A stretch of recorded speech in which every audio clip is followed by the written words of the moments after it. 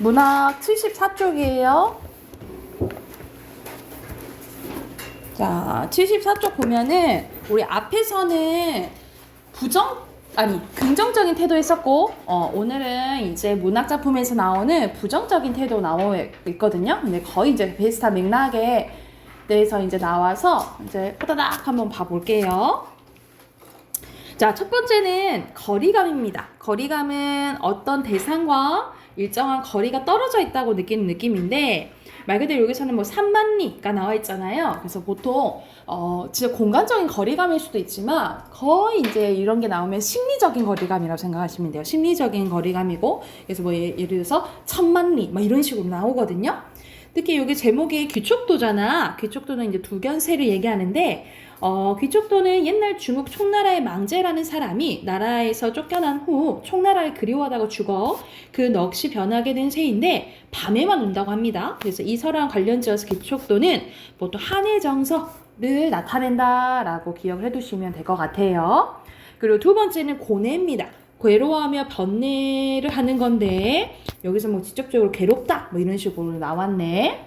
그리고 세 번째는 몸이 지쳐서 느른하거나 몹시 피곤할 정도 힘든 건데, 고정이 우리 동네 구자명 씨예요. 그래서 이 구자명 씨가 이제 워킹맘이어가지고 이제 일을 하러 가는데, 저 식구는 간밤에 아기에게 젖 물릴 시간이었었고, 이거는 이제 어머니로서 역할을 한 거지.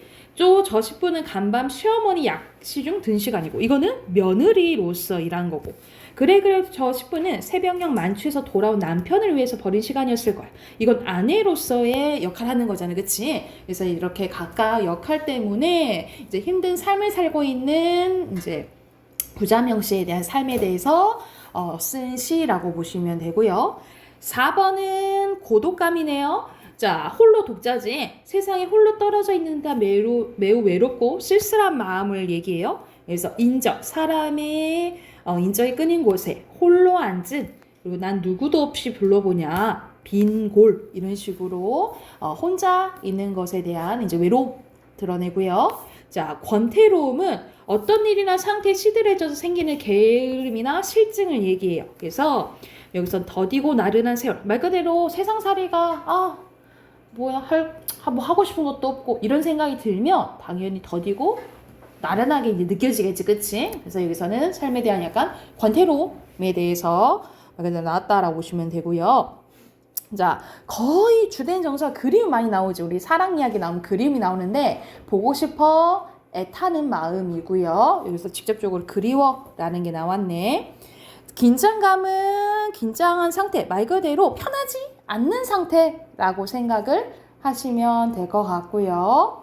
그리고 냉소라는 단어가 나왔네요. 냉소는 쌀쌀한 태도로 비웃는 거야. 그러니까 말 그대로 하고 비웃는, 가볍게 비웃는 게 아니고 완전 부정적인 현상에 대해 차갑게 비웃는 거라고 생각하시면 돼요. 그리고 자조는 나 스스로에 대한 비웃음이라고 생각하시면 됩니다. 그래서 여기서는 박모걸의 가정 일부분이 나왔는데, 굴욕과 굶주림의 추운 길을 걸어 내가 왔다. 내가 누구야? 아버지가 왔다. 아니 식구 문반에 신발이 왔다. 아니 지상에는 아버지라는 어설픈 것이 존재한다. 그러니까는 나를 뭐라고 표현한 거야? 어설픈 거라고 표현한 거잖아요, 그렇죠? 그래서 이제 말 그대로 가장의 역할을 잘 하지 못하는 것에 대한 자조적인 태도가 드러나 있다라고 보시면 되겠죠. 자, 단절은 유대나 연관관계가 끊긴 듯한 느낌이라고 생각하시면 됩니다. 그래서 문 한 번 열지 않고 문 열지 않는다라는 것을 밖에와 소통을 하지 않는 걸 얘기를 하는 거죠. 반추동물처럼 죽음만 꺼내 씹었다. 나는 누워서 편히 지냈대요. 사랑하는 사람을 잃어버린 이 겨울에 편히 지냈겠어? 반대로 말한 거죠. 반어법 나왔네. 자, 도피는 적극적으로 나서지 않고 몸을살에 빠져나가거나 마땅히 저의 책임지지 않는 것을 얘기를 해요. 말 그대로 도망가는 걸 얘기를 하는데, 보통 뭐 속세를 벗어나서 보통 뭐 자연으로 도망가는 게 나오는데, 여기는 고향으로 돌아가요. 고향으로 돌아온 날 밤에 내 백골이 따라와서 한 방에 누웠대. 자, 여기서 나랑 백골, 그러니까 우리 보통 신체랑 영혼이랑 좀 분리해서 얘기를 하잖아요, 그렇죠? 여기서는 백골은 신체잖아, 그치? 근데 그냥 몸이 아니라 백골이라고 나와 있어. 여기서는 약간 우리 백골은 특히 이제 죽었을 때 뼈만 남을 때 백골 이렇게 얘기를 하죠. 흰 말 그대로 뼈니까. 그래서 여기서는 나의 부정적인 자아를 백골로 표현했고 아름다운 호는 내가 바라는 이상적인 자아로 표현했다라고 보시면 될 것 같아요. 그래서 여기서는 신체와 이제 영혼을 조금 분리해서 봤다라고 생각을 하시면 될 것 같고, 자 오른쪽으로 할게요. 오른쪽은 두려움이에요. 두려움은 무서워해서 마음이 불안하거나 꺼려져 염려스러운 게 나오는데, 누나는 별 많은 밤이 되어 무섭다고 했다. 이것도 좀 직접적으로 정서가 나와 있네요. 그리고 두 번째는 무상감입니다. 더덥다고 느끼는 거, 말 그대로 보람이나 쓸모가 없이 헛되고 허전한 느낌을 얘기합니다. 그래서 보통 우리가 인생 무상에 대해서 얘기를 하지, 그치? 아, 세상 살아봤더니 이렇게 한순간에 지나가고 이제 막 죽을 때가 되고 막 이런 식으로 말 그대로 인생에 대해서 보통 세월 빠르고 시간에 대해서 조금 이야기하는 경우가 많다라고 생각을 하시면 되고요. 자, 반감이네요. 반감은 반대하거나 반항하는 감정을 얘기하는데, 자 여기서는 박완서의 남옥 일부분입니다. 에이 모르겠다, 예술이니 나발이니 살아서 잘 먹고 사는 게 제일이지 하면서 예술을 조금 부정적으로 하고 살아서 잘 먹는 게 중요하다. 이건 거의 되게 현실주의적인 거잖아요, 그치? 그래서 이 말을 하는 남편의 말에 몰라죠. 당신 따위가 알 게 뭐예요? 그분은 그렇게 살 수밖에 없었다는 걸 당신 따위가 알게 당신 따위가 알 게 뭐예요? 하면서 남편은 신문을 떨구고 기지개를 늘어서며 봤다. 나는 젖힌 그의 얼굴에서 동굴처럼 뚫린 콧구멍과 그 속을 무성하게 채운 콧대를 보면서 잠깐 모멸과 혐오감을 느꼈대. 그래서 여기서는 약간 가치가 이제 맞지 않으니까 그 남편에 대한 약간 반감이 드러나 있다라고 보시면 되고요. 자, 부정은 그렇지 않다고 단정하거나 옳지 않다고 반대하는 거. 그리고 반성이 나와 있네요. 앞에서 긍정적인 태도에서 비슷한 게 성찰 나왔어, 그치? 성찰은 긍정적인 태도를 봤잖아요. 근데 반성이랑 성찰은 거의 비슷하긴 한데, 특히 반성은 자신의 언행에서 잘못이나 부족함이 없는지를 돌이켜 보는데, 말 그대로 이제 잘못했던 점에 대해서 이제 돌아볼 때 이걸 부정적으로 본 것 같아요. 그래서 여기서는 안도현의 연탄 장이 나와 있는데, 생각하면 삶이라 나를 산산 으깨 있는 일이래. 그러니까 말 그대로 뭐가 필요해? 희생이 필요하다 이 말이지. 눈 내려 세상이 미끄러운 어느 이른 아침에 나 아니 그 누가 마음 놓고 걸어갈 그 길을 만들 줄을 몰랐었네 나는 하면서, 우리가 연탄 대가 태우고 나면은 그 잿더미를 그 눈길에 막 뿌리잖아, 미끄럽지 말라고. 난 그런 줄 연탄이 그렇게 하는 줄 몰랐었다 라고 얘기를 하는 거예요. 그래서 그 말을 강조하기 위해서 도치법 쓰였네, 그지? 그래서 여기서는 반성적 태도가 드러나 있고요. 6번 보면 불안감입니다. 불안감은 마음이 편치 아니하고 조바심이 드는 거.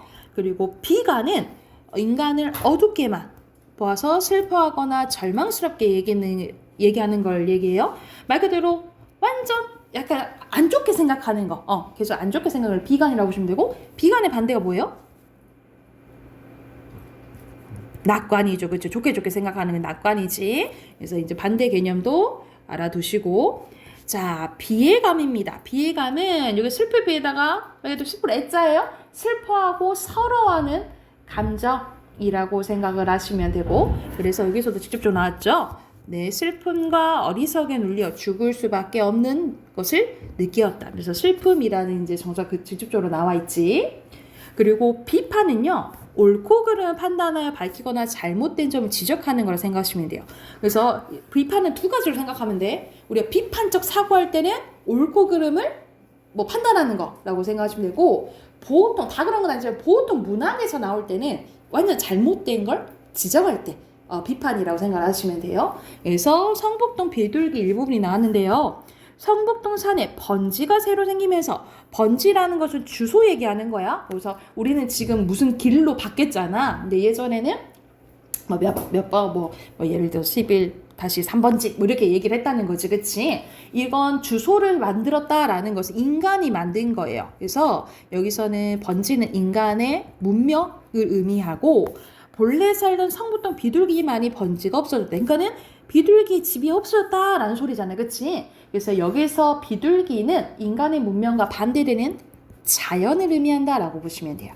그래서 이 자연이 파괴되는 것을 비판적으로 얘기했다라고 보시면 되고, 자 10번은 상실감이네요. 무엇인가 잃어버린 후의 느낌이나 감정 상태를 얘기하는데, 산이 저문다, 놀이 잠긴다, 저녁밥상 애기가 없는데 애기가 앉던 방석에 한 쌍의 은수저 끝에 눈물이 고인대요. 그래서 이 죽어버린 죽은 아이를 떠올리게 하는 매개체 역할을 하는 게 이 은수저다라고 보시면 돼요. 그래서 여기서는 아이를 잃었을 때 그 상실감이라고 보시면 돼요. 그래서 이 비슷한 시가 아이를 먼저 잃어서 쓴 시가 이제 정주영의 유리창 있거든요. 유리창 막 이렇게 닦으면서 입김 보면서 아이를 이제 떠올리는 게 있어요. 비슷한 맥락이라고 생각을 하시면 될 것 같아요. 자, 뒤로 넘겨서 우리 한 장 더 해볼게요. 자, 소외감이 나와 있네요. 소외감은 남에게 따돌림을 당해서 멀어진 듯한 느낌이 드는데, 구보가 한 옆에 끼어 앉을 수도 없겠으리. 사람들은 그곳에 빽빽이 모여 있어도 그들의 누구에게서라도 인간의 정을 찾을 수가 없었대요. 그래서 여기서는 개인주의가 드러나요. 개인주의고 다 그냥 각자 알아서 하는 것에 대해서 그 속에 이제 들어갔을 때 사람의 온전을 느낄 수 없는, 그러니까 소외감을 느꼈다라고 보시면 되고, 이게 소설 일부분이에요. 그리고 뭐 슬픔은 아니까 넘어가고, 쓸쓸함은 외롭고 적적하다, 또는 날씨가 으스스하고 음산한 걸 얘기를 하고, 안타까움은 뜻대로 되지 않거나 보기에 딱해서 가슴이 아프고 답답한 걸 얘기합니다. 그래서 끝끝내 마저 하지 못했구나. 어떤 걸 못했어? 말하면 한다는 말을 하지 못한 것에 대한 안타까움이 드러나 있다라고 보시면 되고, 애상감도 슬퍼하는 마음이, 아까 애상감이 비슷한 거 뭐에 나왔었죠? 단어? 비애감, 그치? 그래서 비애감이랑 거의 비슷하게 연결지어서 기억해 두시면 될 것 같아요. 그래서 여기서는 사랑하는 사람을 땅에 묻고 돌아오는 이야기를 하고 있다라고 보시면 되고요. 6번 갈게요. 6번은 외로움입니다. 그래서 홀로 되어 쓸쓸한 마음을 느끼는 건데, 그래서 뭐 여기서 보면 친한 벗에게 편지 하나 오지도 않고 아무것도 없고 뭐 이런 내용이 나오죠. 그리고 원망은 못마땅하게 여기거나 불평을 품고 미워하는 것을 얘기를 하는데, 자 조구가 하면 나라한테 얘기를 하네. 조구가 심청이 마냥 불쌍한 노루구나 하고 사람처럼 표현했네요. 그렇죠? 의인법이지. 시인이 너의 이름을 부르려면 나는 목이 맨다.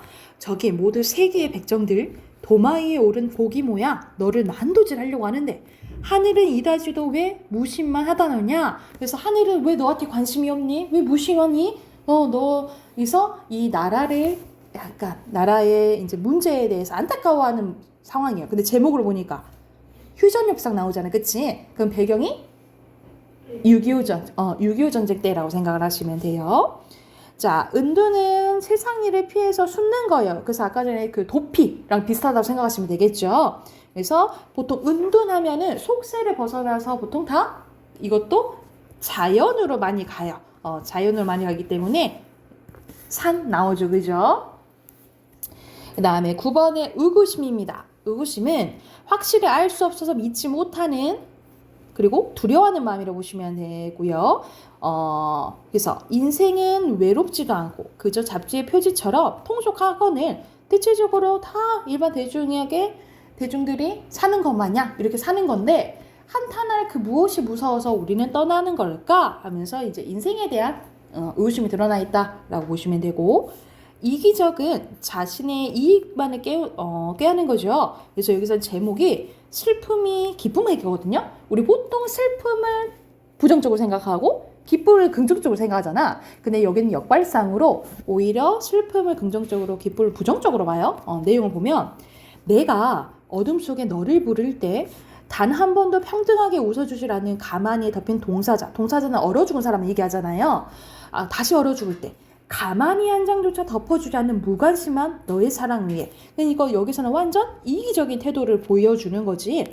흘릴 줄 모르는 너의 눈물을 위해. 그래서 여기서 눈물은 다른 사람을 위해서 흘려줄 줄 아는 이타적인 것을 얘기를 해요. 그래서 여기서 나는 슬픔이를 얘기하고 여기서 너는 기쁨을 얘기한다라고 보시면 될 것 같아요. 그래서 여기서는 이기적인 태도에 대해서 비판하는 내용이라고 보시면 될 것 같아요.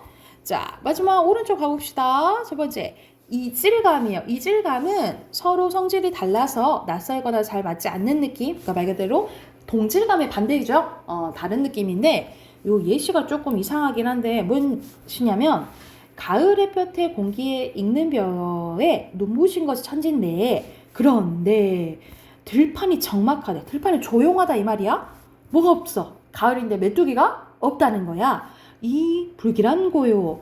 생명의 황금고리가 끊어졌으니 그러니까 말 그대로 메뚜기가 없어지면 그 메뚜기를 먹는 위에 것도 없어지고 점점 없어질 거 아니야. 그치? 그래서 여기서는 생태계가 파괴되는 것에 대해서 비판하는 시라고 생각을 하시면 돼요. 그러니까 평소와 다르다라는 것을 나타내기 위해서 요 예시로 나온 것 같아요. 그 다음에 자괴감입니다. 자괴감은 스스로 부끄러워하는 마음을 얘기를 하는데 자, 여기서는 모래야 하고 얘기를 해요. 나는 얼마나 작으냐? 모래가 작잖아. 그래서 모래한테 얘기해요. 난 얼마나 작으냐? 바람아 먼지야 풀아. 난 얼마나 작으냐? 나 정말 얼마큼 작으냐? 하면서 약간 사소한 것에 대해서 분노하는 자기에 대한 약간 부끄러워하는 마음. 말 그대로 약간 자조적인 태도가 드러난다라고 생각을 하시면 될 것 같아요. 그리고 자책감은 자신의 잘못에 대해서 깊이 뉘우치고 책망하는 마음인데 앞에 나왔던 안도현의 연탄 한 장이 또 한 번 나왔네요. 그래서 여기서는 여태껏 나는 그 누구에도 연탄 한 장 되지 못했대. 그 말은 뭐야? 다른 사람 위해서 희생한 적이 없었다. 이것에 대한 이제 반성적인 태도가 드러나 있다라고 보시면 되고요. 절망감은 바랄 것이 없게 되어 모든 희망을 끊어버리게 된 느낌을 얘기하는데 이육사의 절정이 나와 있네요. 이육사 이제 일제강점기 때 사람이죠. 매운 계절에 채찍이 갈겨 나는 북방으로 계속 오기로 했대요. 그러니까 밀려서 북쪽 끝으로 오게 된 거야. 하늘도 지쳐 그만 지쳐 끝나버린 고원. 고원은 가장 높은 곳을 얘기를 하죠. 그래서 서리빨 칼라진 그곳에 섰다. 이렇게 맨 위에 서게 됐다 이 말이에요. 내가 밀려서 어디다 무릎을 꿇어야 하나 한 발 제겨 디딜 곳이 없대. 한 발 디딜 곳이 없을 정도로 나는 극한의 상황에 몰리겠다라는 거예요. 그래서 여기서는 어디에 의지할 수 없는 절망적인 상황에 대해서 얘기했고 좌절은 마음이나 기운이 꺾여서 일이 도중에 실패로 돌아가는 것을 얘기해요. 그래서 어린 날개가 물결에 절어가지고 공주처럼 지쳐서 돌아온다. 그래서 자기가 원하는 걸 하지 못하고 돌아온 것에 대해서 얘기했고요. 6번 가면 체념입니다. 체념은 아예 포기해버린 걸 얘기하는 거지. 그치? 포기해버린 걸 생각하시면 되고 풍자는 비웃음 플러스 뭐예요? 비판이죠. 그쵸? 그래서 말 그대로 남의 결점을 다른 것을 빗대어 비웃으면서 폭로하고 공격하거나 현실의 부정적인 현상이나 모순 따위를 빗대어 오신 거라고 생각하시면 되는데 자, 한 줄의 시는커녕 한 권의 소설도 읽은 바가 없이 그는 한평생 행복하게 살며 많은 돈을 벌었고 높은 자리에 올라서 이처럼 훌륭한 비석을 나왔대. 하나도 한 컷 없이 높은 자리에 올라서 훌륭한 비석을 남겼대. 진짜 훌륭하다는 소리야? 아니지. 여기서도 반어법을 통해서 그를 비판했다. 특히 풍자했다. 이렇게 생각하시면 되고요.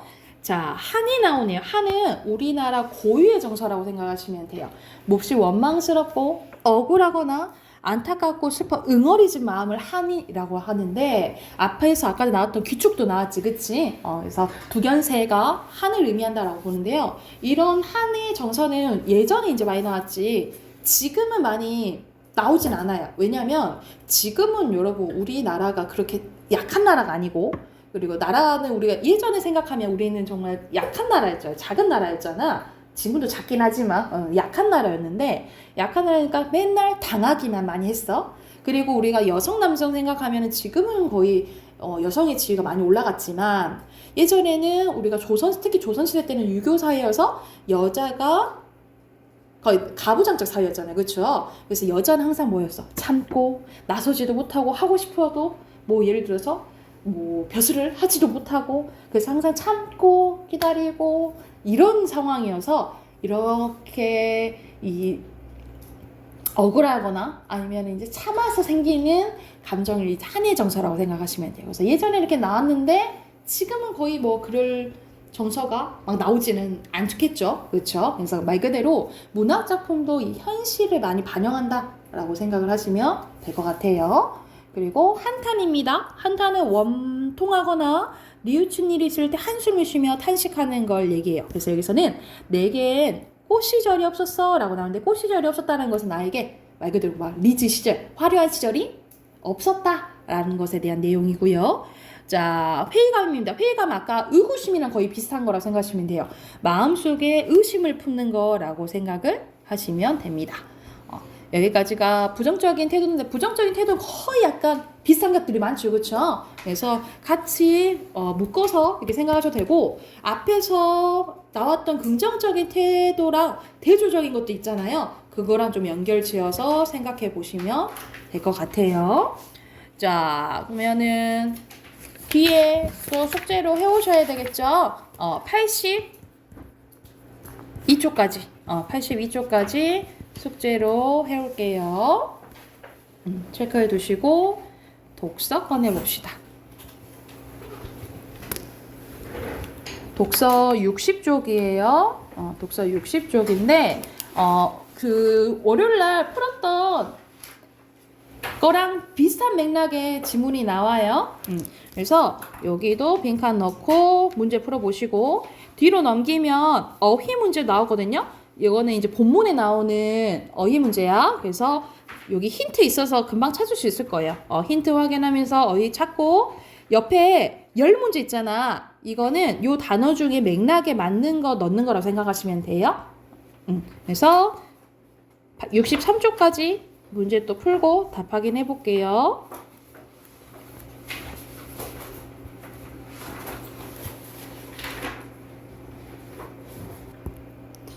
1번의 맹자, 2번의 강제적 간섭, 3번의 법가, 4번의 무질서고요. 5번의 불가분 관계예요. 6번의 성무, 성악설, 7번의 자연적, 8번의 역동성, 9번의 동정심, 10번의 자력, 11번의 외적인, 12번의 부정, 13번의 순치, 14번의 강제력, 그리고 마지막에 예예요. 자, 1번에 여기서는 성선설, 성악설, 성우전학설 나오잖아. 이게 다 인성론에 대한 내용이거든요. 그래서 적절한 것은 2번이고요. 그리고 2번에 순자나 흡수의 공통점은 성악설이에요. 그래서 인간의 본성이 이기적이라고 보는 거지. 그러니까 문제가 발생한다라고 보는 거야. 그래서 답은 1번이고요. 그리고 A의 인성론은 A는 그 이문단에 있잖아. 그치? 이거는 뭐야? 다들 그 정치적인 근거로 사용됐다라 있죠. 그래서 아까 전에 선악이랑 정치적 개념 불가분의 관계에 있다 했잖아요. 그죠? 답은 3번이고요. 그리고 4번에 알맞지 않은 거. 기억은 고자죠? 얘는 성무선악설인데 답 2번이에요. 역동적 3의 의지를 규격하려고 장발장 편을 들어준 게 아니잖아. 오히려 반대가 라고 생각하시면 되겠죠. 그치? 자, 뒤로 넘기면 또 정리된 게 나오네요. 1번의 간섭, 2번의 공권력, 3번의 무질서, 4번의 군주, 5번의 식욕, 6번의 선과 악, 7번의 인의 예치, 그리고 8번의 본성, 9번의 수양이에요. 10번에 재화, 11번에 무질서, 12번에 예. 오른쪽 어휘 순서대로 원천, 불가분, 불가피성, 개조, 여기는 견지예요. 그 다음에 확충, 기상, 역동적, 전락, 공로, 불로소득이에요. 그 다음에 발현, 의니예지, 야교강식, 전적, 견해, 재화, 부기영화, 결여, 경계, 화두, 마지막 사변적이에요. 그래서 순자가 맹자한테 너무 너 사변적이야 이렇게 얘기했다 했잖아, 그치? 자, 오른쪽에는 원천, 2번에는 뭘까? 빠진 거, 결여, 3번에 발현, 4번에 역동, 5번에 경계, 6번에 견해, 7번에 기상, 8번에 확충, 9번에 공로고요. 마지막 전락입니다. 되나요? 오케이. 문법 꺼낼게요. 오늘 국어사가 마무리가 될 것 같아요. 154쪽입니다. 우리가 저번 시간까지 중세국어 했었고, 그래서 중세국어에서는 지금 없는 것들이 막 있었었잖아, 그치? 뭐 객체 높임, 선어말 어미도 있었고, 그리고 주어를 강조하는 막 선어말의 오도 있었죠, 그쵸? 자, 이제 좀 시기가 지나서 이제 근대국어입니다. 자, 근대국어에서는 지금과 이제 거의 이제 비슷한 것들이 많이 나와요. 자, 표기사의 특징으로는요. 자, 칠종성 표기법인데 이때는 정말 특이해. 우리 앞에서는 중세 때는 팔종성이었잖아, 그치? 가느다란 물방울에다가 시옷이 또 추가된다 했죠, 그쵸? 근데 여기서 칠종성법인데 뭐가 다르냐면 오히려 디귿이 발음 안 나고 뭐가? 시옷이 발음 났어요. 여기선 디귿이 빠져버리고 기억하시면 돼요. 디귿이 빠져버리고 오히려 이제 시옷이 포함된 칠종성이 사용됐고요. 그리고 보통 중세국어는 거의 이어적겠다 했잖아, 그치? 이제 끊어적기가 이제 생기는 끊어적기가 대부분입니다. 끊어적기를 활용해서 적기 시작했으며 이어적기와 끊어적기 넘어가는 과도기에서 뭐가 거듭적기가 사용됐는데 여러분 끊어적기 같은 말 뭐라 했어? 기억나나? 끊어적기가 분철이고요. 이어적기가 연철, 거듭적기는 혼철 또는 중철이에요. 그리고 방점, 우리 성조 표시하는 거 방점이었지? 이 방점이 없어졌다라고 보시면 됩니다. 그리고 의문상의 특징은 없어진 의문들이 있었는데요. 첫 번째, 아래아가 없어집니다. 아래아가 없어지면서 먼저 둘째, 얘는 이제 둘째 음절에서는 으로 발음 나고요. 첫째 음절에서는 아로 변합니다. 그래서 예전에 이렇게 쓰였던 게 어떻게 발음 나는 거야? 마음. 그래서 첫 번째 글자에서는 아, 두 번째 글자에서는 으로 발음된다라고 보시면 되고요. 자, 어두자음군도 없어져요. 그래서 대부분 된 소리로 변합니다. 그래서 앞에서 뭐 우리 이거 어떻게 변한다 했어? 쌀로 이게 변화된 거죠, 그쵸? 그래서 어두자음군이 없어졌다라고 보시면 되고 성조, 아까 전 말했던 성조도 사라집니다. 그래서 이 성조 중에 상성은 낮았다가 높아지는 소리였잖아요, 그치? 기억나죠? 이 낮았다가 높아진 소리가 지금의 장음으로 남았다라는 견해가 있어요. 그리고 음운상의 변화는요. 자, 예전에 국외음화가 없었어. 여러분 기억해야 돼. 중세 때는 국외음화가 없었어. 그래서 국외음화가 생깁니다. 그래서 디귿티읕이 지읒으로 발음 나기 시작하고요. 그리고 원순모음화가 진행되는데 우리 원순모음 오우, 위외를 원수모음이라 하잖아. 그치? 그래서 예전에 여러분 우리 지금의 물 있죠? 지금 물을 물이라고 했었어. 그래서 으가 우가 됐기 때문에 원순모음화가 생겼다라고 생각을 하시면 돼요. 그래서 이 중세 국어에서 근대 국어로 넘어갔을 때 가장 큰 특징은 원순모음화가 적용되고 국외음화가 적용됐다라고 기억을 해두시면 될 것 같아요. 요 두 가지가 가장 키포인트야. 이 두 가지 기억하시면 되고, 자, 단어상의 특징입니다. 또 뭐가 생기냐면 우리 앞에서 주격조사 이밖에 없었다 했잖아. 그치? 이제 뭐가 생겨요? 가가 생겨납니다. 지금의 쓰이는 주격조사 가가 생겨났고요. 그리고 관형격조사는 오히려 이제 시옷이 없어지고 음만 사용하게 되었다라고 기억하시면 돼요. 주격조사 또 가가 생겼다라는 게 또 가장 큰 특징이라고 생각하시면 됩니다. 그리고 명사형 어미, 우리가 명사형 어미는 지금 디가 있는데요. 예전에는 옴음이 있었거든요. 옴음이 있었다라는 것은 이것도 모음조화에 따라서 달리 쓰인 거잖아. 그치? 예전에는 옴음이 쓰였는데 근대에서는 뭐가 생겼어? 기가 생긴 거예요. 그래서 지금의 명사형 어미 지금은 뭐 있어? 현대는 음과 기가 있잖아. 그치? 음이랑 기가 있잖아요. 그래서 예전에는 옴만 있었는데 근대 때 뭐가 생겼다?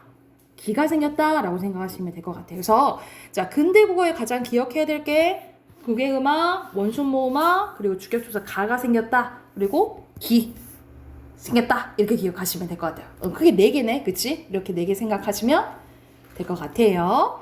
그러면 옆에 문제 쭉 또 풀어봐야겠죠. 그쵸? 160쪽까지 끝까지 그냥 우선 쭉 풀어봅시다. 끝까지 160쪽까지 풀게요.